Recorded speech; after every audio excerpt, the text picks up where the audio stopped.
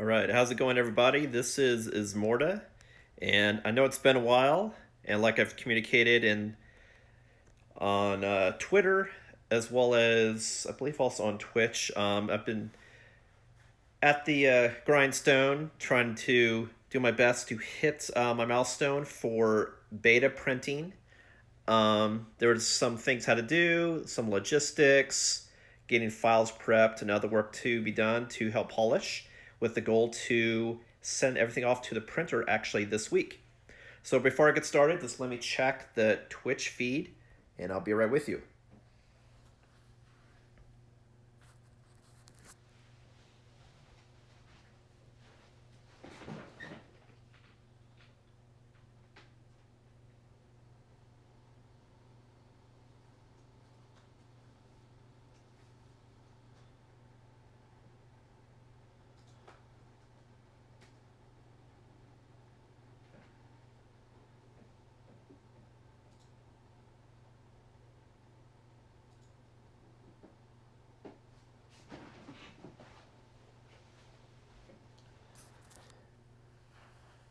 Testing 1, 2, 3.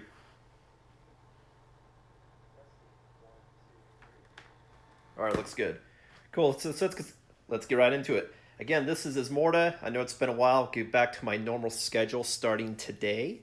And this evening, I have an ELEMANCERS update for you guys during this board game session. So, first, I want to go into what I've been up to with ELEMANCERS, show you some pretties, and then what are the next steps. So it's definitely not going to be a long stream, but I definitely wanted it to be action-packed with information and pretties. All right, so what you see here is my war board for working on my beta build as far as things I need to do, dimensions, and criteria for printing, as well as things I'm doing to polish the game. A lot of stuff going on. You see a lot of stars, so I'm making good headway.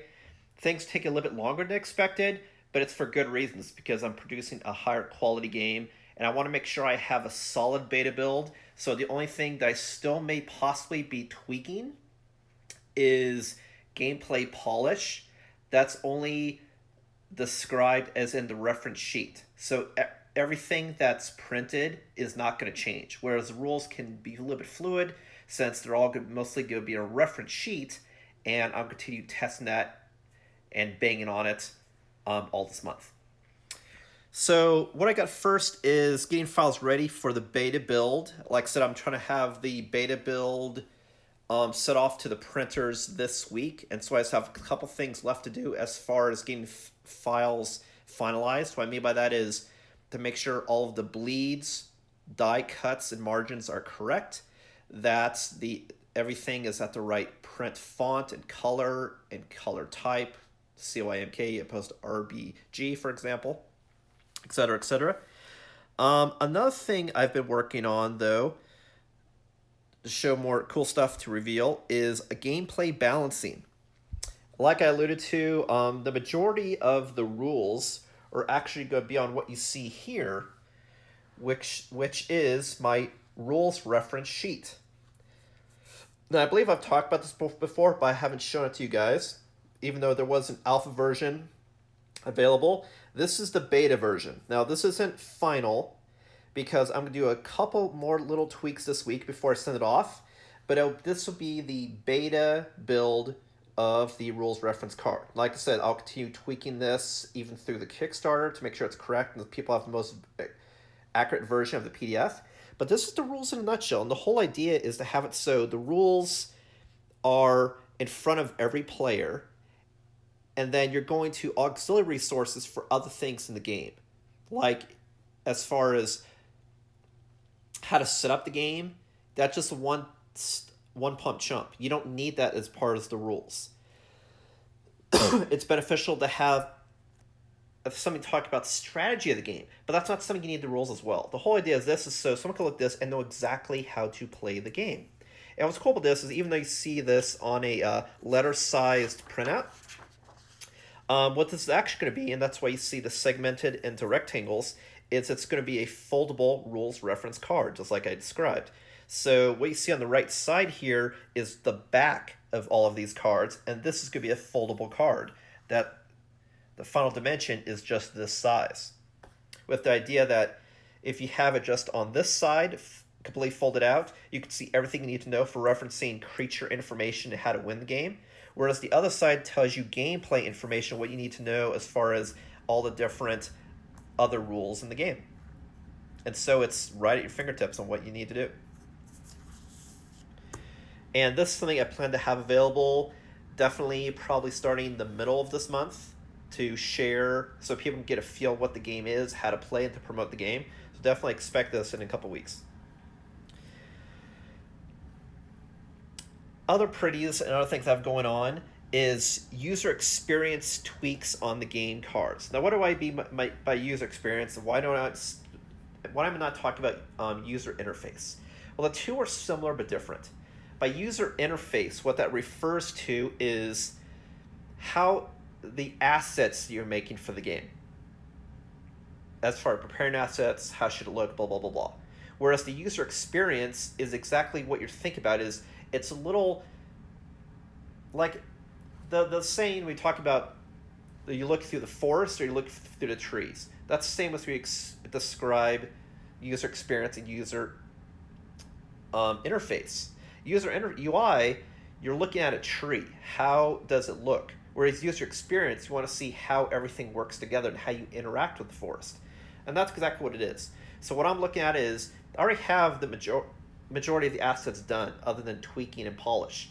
But what I'm working on to have complete before the beta with prints is, what is the experience? Like, yeah, you have something that looks cool, but is it the right color? Is it the right size? Can players find the information? Do players know what to do with that information? Are they getting the right information at the right time so it's not information overload? And that's part of for example, what I've been working on as far as this rule sheet. The fact that it can be segmented, you're not flooded with information. You can just have this turn to whatever part you want to look at. So if you just want to see, for example, how to do stuff during the battle phase or with battle cards, you don't need all this information. You could turn to just this section of the card and see exactly what to do when you're in battle, and then what are battle cards, which you only use in battle, and this describes how they're used. And this is all of the rules to that part having to do with the game. But I want to show you some pretties, though, I've been doing with user experience. First off, I want to show you are the battle cards. So this definitely got a facelift and some usability love. The fact that now they have a clean look, very simple as far as the background. Some interesting things as far as adding a little bit of flavor to the title and adding a little bit of flavor to dividing up game text versus flavor text. Having a symbol in the center that shows you A, that's a battle card, and B, what faction it is, and that's determined by the color. And then at the top, you have flavor text, and the bottom, game text. And what's in parentheses in the bottom is special rules in regards to that game text. So, for example, you would read this top to bottom. So at the top, you would read Rebirth Flame. Orange energy engulfs the body and returns the creature to a non-wounded state. If you have an avatar in battle, prevent one hit to one of your creatures in battle. Play after your creature is defeated may not prevent hit on an avatar. So the whole idea of having this user experience structured this way is, it's sort of like when you're describing doing something in D&D. You describe the flavor text. Oh, I'm going to cast Firebolt, and I rub my hands together and squeeze some bat guano and fire this firebolt into someone's face. So you describe what it is, and then you say mechanically what you're doing, and then if there's any nuances to that mechanic to get it to go, have it at the bottom. And so it does a better flow of structure, clean look, while also having divided up different types of information and the information that you need to see. Similar over here, and see this is white for the light faction. For the dark faction, for example, here you have Putrid Infection. Lime-colored energy wraps around your enemies, causing wounds to appear as their flesh begins to rot. Decrease all enemy defense by 2 until end of battle. Similar idea here.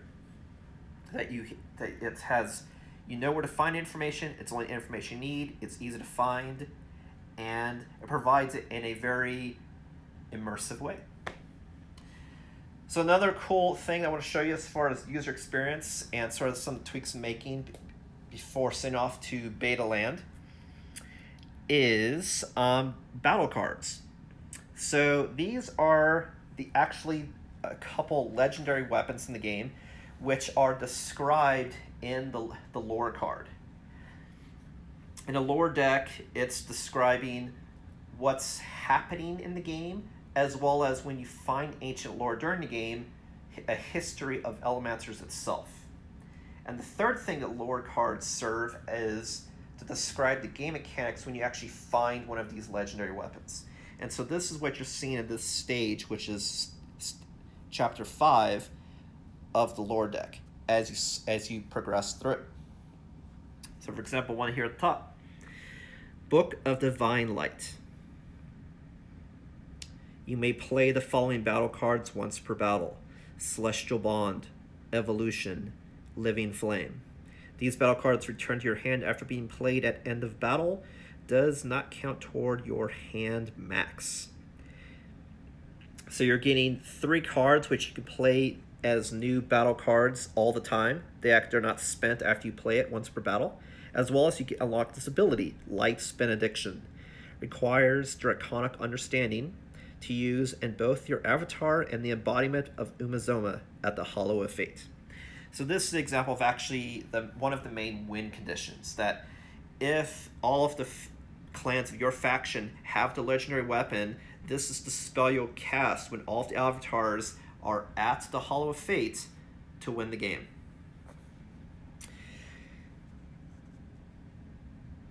Similar over here, this is one from the Light faction, from the Ignis clan, from the Necro clan, and the Dark faction. This is one of their legendary weapons, for example.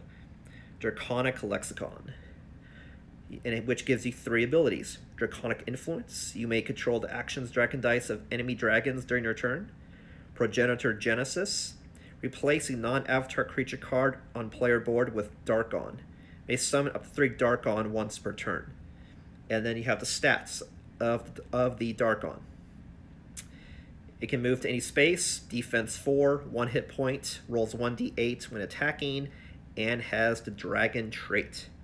And then the last ability, Draconic Understanding. Your faction can use legendary weapon abilities in Draconic at the same location of your avatar.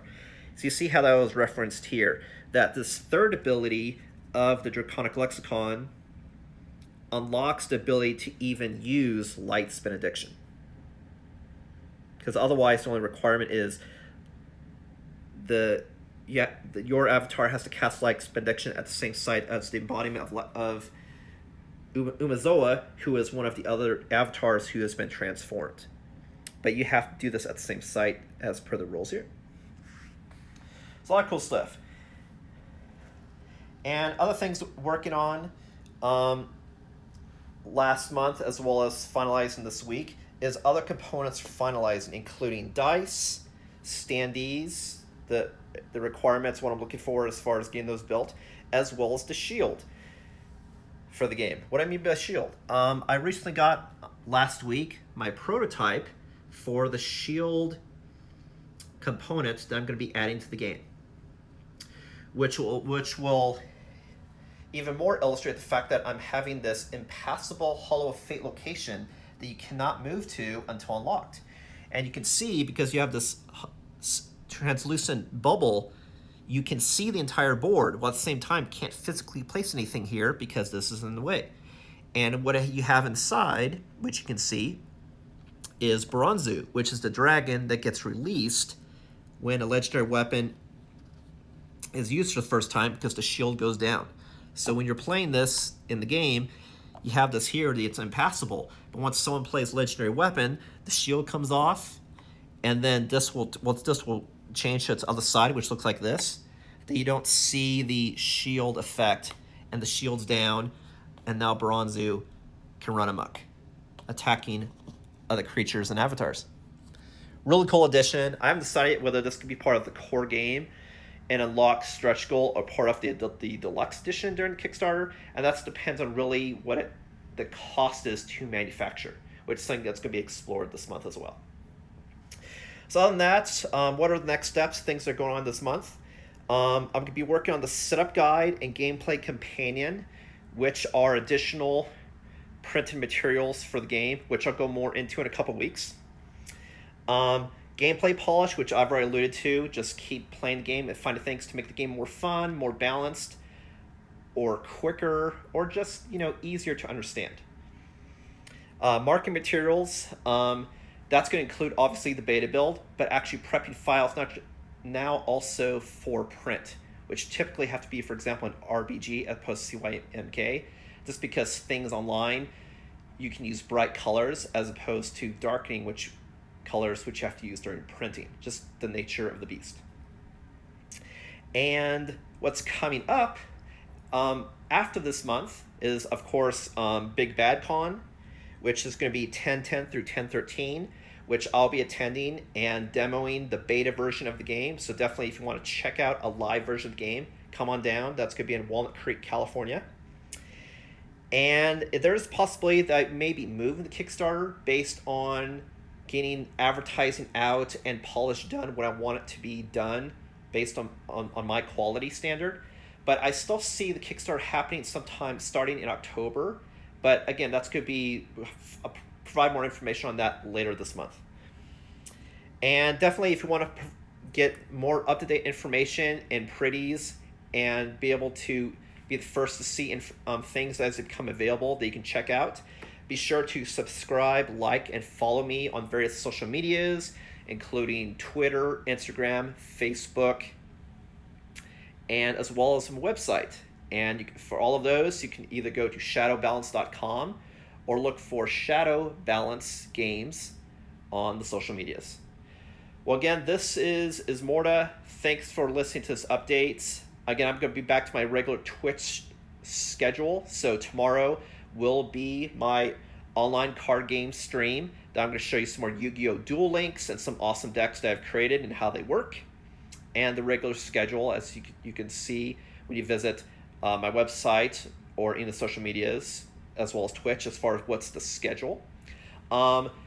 Next week's Sunday, 7 p.m. PST, will be an Armada stream that I'm able to show you either Empire or Rebels, one of the cool builds that I've made, which may include Executor. It just depends if I have that ready by then.